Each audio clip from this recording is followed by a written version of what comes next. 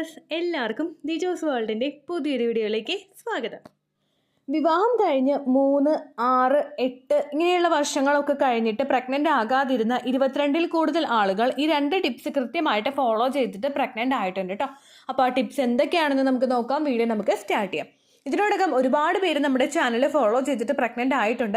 അവരുടെയൊക്കെ success stories കാണാൻ വേണ്ടിയിട്ട് നിങ്ങൾ നമ്മുടെ ചാനൽ വിസിറ്റ് ചെയ്തതിന് ശേഷം കമ്മ്യൂണിറ്റി ടാബ് നോക്കുക കേട്ടോ.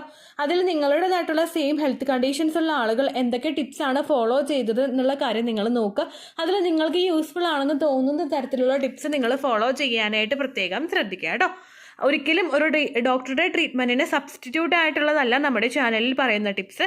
ഡോക്ടറുടെ ട്രീറ്റ്മെൻറ്റ്സിനോടൊപ്പം ഈ പറയുന്ന ലൈഫ് സ്റ്റൈൽ ചേഞ്ചസും കൂടി കൊണ്ടുവരികയാണെങ്കിൽ എളുപ്പത്തിൽ നിങ്ങൾക്ക് പ്രഗ്നൻ്റ് ആകാനായിട്ട് സാധിക്കും കേട്ടോ. ഇവിടെ സംസാരിക്കുന്ന ഏറ്റവും ആദ്യത്തെ കാര്യം എന്ന് പറയുന്നത് ഡീപ്പ് പെനിട്രേഷൻ ആണ്.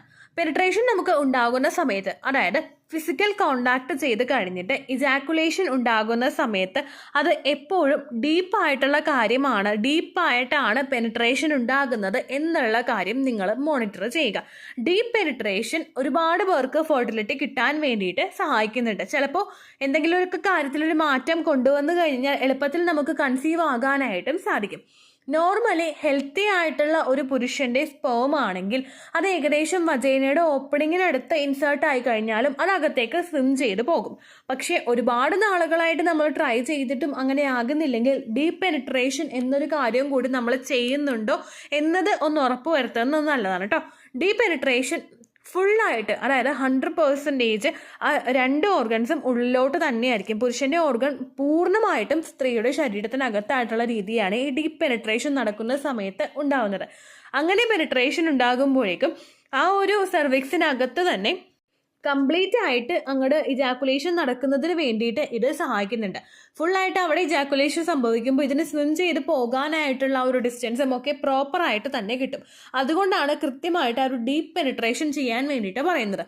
ഒരുപാട് ആളുകൾ ചാനലിൽ പറഞ്ഞിട്ടുള്ളൊരു കാര്യമാണ് ഇജാക്കുലേഷൻ സംഭവിക്കുന്ന ആ ഒരു മൊമെൻറ്റിൽ ജസ്റ്റ് ഒന്ന് പുറത്തേക്ക് പുൾ ബാക്ക് ചെയ്തിട്ടാണ് നടത്തുന്നത് എന്നുള്ളൊരു കാര്യം പറഞ്ഞിട്ടുണ്ടായിരുന്നു. അപ്പോൾ ആ ഒരു മിസ്റ്റേക്ക് ചെയ്യുന്നവരാണെങ്കിൽ അത് അവോയ്ഡ് ചെയ്യുക. കംപ്ലീറ്റ് ആയിട്ട് ആ പെനിട്രേഷൻ നടക്കുന്ന സമയത്ത് ഫുള്ളായിട്ട് അകത്തേക്ക് എൻ്റർ ആയിട്ടുണ്ട് എന്നുള്ള കാര്യം നിങ്ങൾ ഉറപ്പ് വരുത്തുക. അതോടൊപ്പം ആ ഒരു പെനിട്രേഷൻ വന്ന് ആ ഇജാക്കുലേഷൻ സംഭവിച്ചു കഴിഞ്ഞ് കഴിഞ്ഞാൽ ഒരു 2 സെക്കൻഡെങ്കിലും ആ ഒരു പൊസിഷൻ നിങ്ങൾ മെയിൻറ്റെയിൻ ചെയ്യുക. ആ പൊസിഷനിൽ തന്നെ നിൽക്കുന്നത് ലാസ്റ്റത്തെ ഒരു ഡ്രോപ്പ് വരെ കൃത്യമായിട്ട് അകത്തേക്ക് എത്തുന്നതിന് വേണ്ടിയിട്ട് സഹായിക്കണം. ഏത് ഡ്രോപ്പിലാണ് നമുക്ക് പ്രഗ്നൻസി കിട്ടുക എന്ന് പറയാനായിട്ട് പറ്റില്ലല്ലോ. അപ്പോൾ അതുകൊണ്ട് ആ ഒരു കാര്യം കൃത്യമായിട്ട് ഉറപ്പ് വരുത്തണം കേട്ടോ. അടുത്തതായിട്ട് ശ്രദ്ധിക്കേണ്ട കാര്യം, ഈ ഒരു പെനിട്രേഷൻ കഴിഞ്ഞു കഴിഞ്ഞാൽ ഫോഴ്സ്ഫുള്ളി സെപ്പറേറ്റ് ആവാതിരിക്കുക. അതായത് പെട്ടെന്ന് വലിച്ച് പുറത്തേക്ക് എടുക്കുന്ന ആ ഒരു രീതി ഉണ്ടെങ്കിൽ അത് പൂർണ്ണമായിട്ടും അവോയ്ഡ് ചെയ്യുക. കാരണം ഗ്രാവിറ്റി ഫോഴ്സിൽ ആ ഒരു ഫോഴ്സിൽ തന്നെ സെപ്പറേറ്റ് 2 പേര് സെപ്പറേറ്റ് പുറത്തേക്ക് ഇങ്ങനെ ആവുകയാണെങ്കിൽ അതിൻ്റെ ഭാഗമായിട്ട് കുറച്ച് ലിക്വിഡ്, കുറച്ച് സ്പേം സെൽസ് പുറത്തേക്ക് വരാനായിട്ടുള്ള ചാൻസസ് കൂടും. അത് അവോയ്ഡ് ചെയ്യാൻ വേണ്ടിയിട്ട് ഇജാക്കുലേഷൻ സംഭവിച്ചു കഴിഞ്ഞാലും ഒരു 2 സെക്കൻഡോളം ആ ഒരു പൊസിഷൻ ഹോൾഡ് ചെയ്തിട്ട് പയ്യെ സ്ലോലി 2 ആളും സെപ്പറേറ്റ് ആകാനായിട്ട് പ്രത്യേകം ശ്രദ്ധിക്കുക കേട്ടോ. ഒരുപാട് പേര് പരീക്ഷ നോക്കിയിട്ട് റിസൾട്ട് കിട്ടിയതാണ് ഈ ഒരു മാറ്റം വന്നപ്പോൾ. ആ ഒരു കാര്യം നിങ്ങൾ പ്രത്യേകം ശ്രദ്ധിക്കണം കേട്ടോ. അടുത്ത നിങ്ങൾ ശ്രദ്ധിക്കേണ്ട കാര്യം സെർവിക്കൽ മ്യൂക്കസിനെ പറ്റിയിട്ടാണ്. ഓവുലേഷൻ നടക്കുന്ന സമയത്ത് നമുക്കുണ്ടാകുന്ന ഒരു ഡിസ്ചാർജ് ആണ് ഈ സെർവിക്കൽ മ്യൂക്കസ്. ഓവുലേഷൻ ഐഡന്റിഫൈ ചെയ്യാൻ വേണ്ടി മാത്രമല്ല സെർവിക്കൽ മ്യൂക്കസ് നമ്മളെ സഹായിക്കുന്നത്. കോണ്ടാക്ട് ചെയ്ത് കഴിഞ്ഞ് ശരീരത്തിനകത്തേക്ക് എത്തുന്ന സ്പേം സെൽസിന് എഗ്ഗ് വരുന്നത് വരെ ശരീരത്തിന് വെയിറ്റ് ചെയ്യാൻ പറ്റുന്ന ഒരു എൻവയോൺമെന്റിലോട്ട് ആക്കി തീർക്കുന്നത് ഈ ഒരു സെർവിക്കൽ മ്യൂക്കസ് ആണ്. അതുപോലെ തന്നെ പിന്നീട് അങ്ങോട്ടേക്ക് സ്വിം ചെയ്യാൻ പോകാൻ വേണ്ടിയിട്ടുള്ള ഒരു പോസിറ്റീവ് ആയിട്ടുള്ള ഒരു എൻവയോൺമെന്റും ഉണ്ടാക്കി കൊടുക്കുന്നത് ഈ ഒരു സെർവിക്കൽ മ്യൂക്കസ് ആണ്. സെർവിക്കൽ മ്യൂക്കസിൽ കൂടി, അത് എഗ് വൈറ്റ് ടെക്സ്ചറുള്ള സെർവിക്കൽ മ്യൂക്കസിൽ കൂടി കൃത്യമായിട്ട് സ്പേമിനെ മൂവ് ചെയ്യാനായിട്ട് സാധിക്കുന്നു. എന്നാൽ ആ സമയത്ത് നമുക്കുണ്ടാവുന്നത് കട്ടിയായിട്ടുള്ള ഡിസ്ചാർജ് ആണെങ്കിൽ സ്പേമിന് അകത്തേക്ക് പ്രവേശിക്കാൻ പറ്റാത്ത തരത്തിലുള്ള ഒരു ഹോസ്റ്റൈൽ എൻവയോൺമെന്റ് ഈ ഒരു സെർവിക്കൽ മ്യൂക്കസ് ഉണ്ടാക്കുന്നുണ്ട് കേട്ടോ. അപ്പോൾ ഓവുലേഷൻ നടക്കുന്ന സമയത്ത് നമുക്കുണ്ടാകുന്ന ഡിസ്ചാർജ് അത് എത്രത്തോളം ഉള്ളതാണെന്ന് എന്നുള്ള കാര്യം നിങ്ങൾ കൃത്യമായിട്ട് ശ്രദ്ധിക്കുക. ഓവുലേഷൻ നടക്കുന്ന സമയത്ത് വളരെ കട്ടിയായിട്ടുള്ള ഡിസ്ചാർജ് ആണ് നിങ്ങൾക്ക് പോകുന്നതെങ്കിൽ ശരീരത്തിനകത്തേക്ക് സ്പേം സെൽസിന് കൃത്യമായിട്ട് പ്രവേശിക്കാൻ പറ്റാതെ വരികയും നമുക്ക് ഇംപ്ലാന്റേഷൻ ചെയ്യില്ല, അതായത് ഇംപ്ലാന്റേഷൻ എന്നല്ല, ഇതിനകത്തേക്ക് പ്രവേശിച്ച് കഴിഞ്ഞാൽ പ്രഗ്നൻസി ഒട്ടും തന്നെ നടക്കാത്ത സിറ്റുവേഷൻ നമുക്ക് ഉണ്ടാവുകയും ചെയ്യുന്നു. ഇനി ഇംപ്ലാന്റേഷൻ നടക്കുന്ന സമയത്ത് ഇത്തരത്തിലുള്ള ഡിസ്ചാർജോ ഡ്രൈ ആയിട്ടുള്ള വജൈനയോ ആണ് നിങ്ങൾക്കുള്ളതെങ്കിൽ സെർവിക്കൽ മ്യൂക്കസിന്റെ പ്രൊഡക്ഷൻ വർദ്ധിപ്പിക്കാൻ വേണ്ടിയിട്ട് നമുക്ക് ചെയ്യാൻ പറ്റുന്ന കുറച്ച് ടിപ്സ് ഉണ്ട്. അതെന്തൊക്കെയാണെന്ന് നമുക്ക് നോക്കാം. ഏറ്റവും ആദ്യം തന്നെ ധാരാളം വെള്ളം കുടിക്കാനായിട്ട് നിങ്ങൾ പ്രത്യേകം ശ്രദ്ധിക്കുക. ആ ഒരു സെർവിക്കൽ മ്യൂക്കസിൻ്റെ ഭൂരിഭാഗം എന്ന് പറയാൻ പറ്റില്ല, അതിലും കൂടുതൽ അടങ്ങിയിട്ടുള്ളത് വെള്ളത്തിൻ്റെ കണ്ടന്റാണ്. നമ്മൾ വെള്ളം കുടിക്കുന്നത് കുറയുന്നതിനനുസരിച്ചിട്ടാണ് സെർവിക്കൽ മ്യൂക്കസിൻ്റെ പ്രൊഡക്ഷൻ ശരീരത്തിൽ കുറയുന്നതും എന്നും പറയുന്നുണ്ട് കേട്ടോ. അപ്പോൾ ധാരാളം നിങ്ങൾ വെള്ളം കുടിക്കുക. ഫെർട്ടിലിറ്റി ട്രീറ്റ്മെൻറ്റ്സ് എടുക്കുന്ന സമയത്തും പ്രഗ്നൻസി ട്രൈ ചെയ്യുന്ന സമയത്തും 2.5 ലിറ്റർ അല്ലെങ്കിൽ 3 ലിറ്റർ വെള്ളമെങ്കിലും ഒരു ദിവസം നിങ്ങൾ കുടിക്കാനായിട്ട് പ്രത്യേകം ശ്രദ്ധിക്കാം. ഇത് സെർവിക്കൽ മ്യൂക്കസിന്റെ അളവ് വർദ്ധിപ്പിക്കാൻ വേണ്ടിയിട്ട് ഒരുപാട് സഹായിക്കും. നമ്മൾ ഈ ട്രൈ ചെയ്യുന്ന സമയത്ത് വെള്ളം കുടിക്കുമ്പോഴേക്കും എപ്പോഴും സൺസെറ്റിനേക്കാളും മുൻപ് ഈ വെള്ളം മുഴുവൻ കുടിച്ച് തീർത്തിട്ടുണ്ടെന്നുള്ള കാര്യം നിങ്ങൾ ഉറപ്പുവരുത്തുക. അതിനുശേഷം രാത്രി ടൈമിൽ നമ്മൾ വെള്ളം കൂടുതൽ കുടിച്ചു കഴിഞ്ഞാൽ രാത്രി ഉറങ്ങുന്ന സമയത്ത് ഫ്രീക്വൻ്റ് ആയിട്ട് യൂറിനേഷൻ ഉണ്ടാകാനായിട്ട് ചാൻസ് ഉണ്ട്. അങ്ങനെ വന്നു കഴിഞ്ഞാൽ നമുക്ക് ഉറക്കത്തിൽ പ്രശ്നം ഉണ്ടാകും, നമുക്ക് അത് അടുത്തൊരു ഇഷ്യൂസ് ഉണ്ടാകുന്നതിന് കാരണമാവും കേട്ടോ. ഇങ്ങനെ നിങ്ങൾക്ക് ഒരു രീതിക്ക് സെർവിക്കൽ മ്യൂക്കസ് ഇൻക്രീസ് ചെയ്യാം. രണ്ടാമതായിട്ട് ക്യാരറ്റ് കഴിക്കുന്നതും അതുപോലെ വാട്ടർമെലൺ കഴിക്കുന്നതും മാതള നാരങ്ങ കുടിക്കുന്നതും സെർവിക്കൽ മ്യൂക്കസിന്റെ പ്രൊഡക്ഷൻ വർദ്ധിപ്പിക്കാൻ വേണ്ടിയിട്ട് ഒരുപാട് സഹായിക്കുന്നുണ്ട്. പിന്നെ നമ്മുടെ ചാനലിലെ ടിപ്സ് ആയിട്ടുള്ള ക്ലോസ് വാട്ടർ അഥവാ ഗ്രാമ്പൂ വെള്ളം കുടിക്കുന്നത് വഴി ഒരുപാട് പേര് സെർവിക്കൽ മ്യൂക്കസിന്റെ കൗണ്ട് ശരീരത്തിൽ കൂടുതലായിട്ട് ഉണ്ടായി എന്ന് പറയുന്നവരുണ്ട് കേട്ടോ. അങ്ങനെയുള്ള ടിപ്സും നിങ്ങൾക്ക് കൃത്യമായിട്ട് ഫോളോ ചെയ്യാവുന്നതാണ്.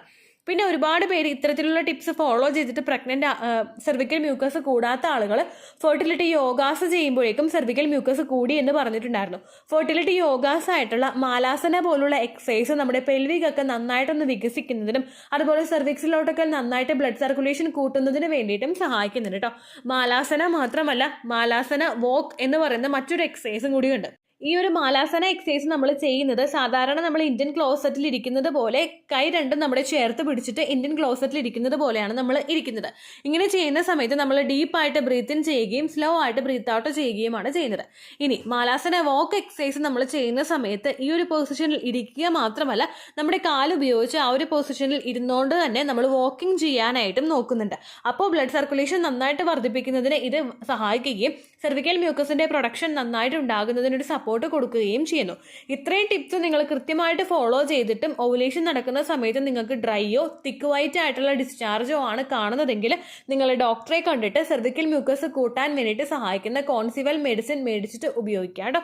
ഇതും ഫെർട്ടിലിറ്റി വർദ്ധിപ്പിക്കാൻ വേണ്ടിയിട്ട് ഒരുപാട് സഹായിക്കും. കാരണം ഒരുപാട് നാളുകൾക്ക് മുമ്പ് നമ്മുടെ ചാനലിൽ ഒരു കമന്റ് വന്നിട്ടുണ്ടായിരുന്നു, സെർവിക്കൽ മ്യൂക്കസ് ഉണ്ടായിരുന്നില്ല, ഒട്ടും ഭയങ്കര ഡ്രൈ ആയിരുന്നു എന്ന് പറഞ്ഞിട്ടുണ്ടായിരുന്നു. ഇതുപോലെ മെഡിസിനും കഴിച്ചു ടിപ്സും ഫോളോ ചെയ്തിട്ട് പ്രഗ്നന്റ് ആയി എന്ന് പറയുന്നു. അപ്പോൾ അൺഎക്സ്പ്ലെയിൻഡ് ഇൻഫെർട്ടിലിറ്റി പോലുള്ള സിറ്റുവേഷൻസ് ഒക്കെ ഉള്ള ആളുകൾ ഈ ഒരു ടിപ്പും കൂടി കൃത്യമായിട്ട് ഫോളോ ചെയ്യുന്നത് നല്ലതാണ് കേട്ടോ.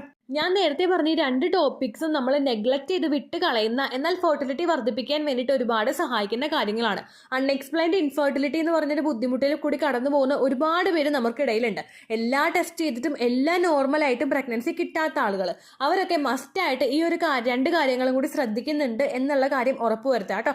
ഒരുപാട് പേർക്ക് പ്രഗ്നൻസി കിട്ടിയ പോലെ തന്നെ നിങ്ങൾക്കും പ്രഗ്നന്റ് ആകാനായിട്ട് ഇത് സഹായിക്കും. ഇനി അൺഎക്സ്പ്ലെയിൻഡ് ഇൻഫെർട്ടിലിറ്റി ഒന്നുമില്ല, റീസൺ എന്താണെന്ന് കൃത്യമായിട്ട് അറിയാമെന്നുള്ള ആളുകളും കൃത്യമായിട്ട് ഈ ടിപ്സ് ഫോളോ ചെയ്യുന്നത് നല്ലതാണ് കേട്ടോ. ഇത്രയേ ഉള്ളൂ വീഡിയോ. യൂസ്ഫുൾ ആയി കാണുമെന്ന് വിശ്വസിക്കുന്നു. യൂസ്ഫുൾ ആവുന്നുണ്ടെങ്കിൽ ലൈക്ക് ചെയ്യുക, ഫ്രണ്ട്സിനൊക്കെ ഷെയർ ചെയ്ത് കൊടുക്കുക കേട്ടോ. എന്തെങ്കിലും സംശയം ഉണ്ടെങ്കിൽ നിങ്ങൾ കമൻസിൽ ചോദിക്കുക.